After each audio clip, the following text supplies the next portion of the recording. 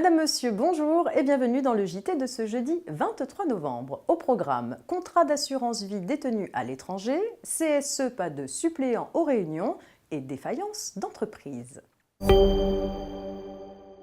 Un point sur les contrats d'assurance vie détenus à l'étranger pour commencer ce JT. Un contribuable qui a souscrit un contrat d'assurance vie à l'étranger doit le mentionner sur sa déclaration annuelle de revenus. À défaut, il encourt de graves sanctions fiscales. Il est en effet redevable d'une amende de 1 500 ou 10 000 euros par contrat non déclaré, à laquelle s'ajoute une majoration pour manquement délibéré. La loi de finances rectificative pour 2012 prévoyait aussi une amende proportionnelle de 5% de la valeur de chaque contrat non déclaré si le total des 10 contrats est supérieur à 50 000 euros. Cette amende annuelle de 5% vient d'être censurée par le Conseil constitutionnel car jugée disproportionnée. Cette décision s'applique à compter de sa date de publication le 29 octobre 2017, mais n'est pas rétroactive. Seules les amendes infligées avant cette date n'ayant pas donné lieu à un jugement définitif peuvent en bénéficier.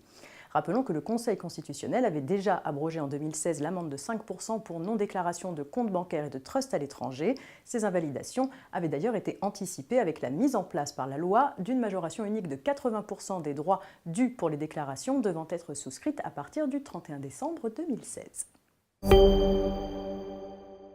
Le Comité social et économique, ou CSE, qui résulte de la fusion du CE, du CHSCT et des DP, va être mis en place progressivement dans les entreprises d'au moins 11 salariés.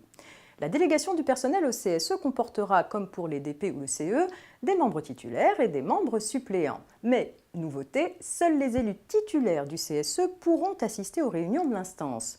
Le suppléant n'y participera qu'en l'absence du titulaire qu'il remplacera. Un accord collectif d'entreprise pourra néanmoins adopter une règle plus favorable en permettant par exemple aux suppléants d'assister à toutes les réunions sur leur temps de travail ou d'obtenir un crédit d'heures de délégation spécifique pour préparer les réunions. En l'absence d'accord, un membre titulaire du CSE pourra sous certaines conditions donner des heures de délégation à un suppléant. Reste à savoir si ces heures permettront aux suppléants d'assister à la réunion du CSE. On termine ce JT avec une bonne nouvelle. Le nombre de défaillances d'entreprises en France continue de chuter. 10 830 défaillances au troisième trimestre 2017, c'est le meilleur chiffre enregistré depuis 10 ans, d'après la dernière étude trimestrielle du cabinet Altares. Sur un an, cela représente 5,2% de défaillances en moins. Bien sûr, les chiffres diffèrent selon la taille des entreprises. À y regarder de plus près, on constate que ce résultat positif est principalement le fait des micro-entreprises de moins de 3 salariés, représentant 75% des défaillances. L'amélioration de leur état de santé donne inévitablement le rythme, moins 6,7% de défaillances au troisième comme au deuxième trimestre 2017. Quant aux TPE de 3 à 9 salariés, leur taux de sinistralité se maintient après d'importantes baisses de l'ordre de 20% ces derniers trimestres. Au contraire, le taux de défaillance des PME de 20 à 49 salariés repart à la hausse avec 3,7% de défaillance en plus au troisième trimestre 2017.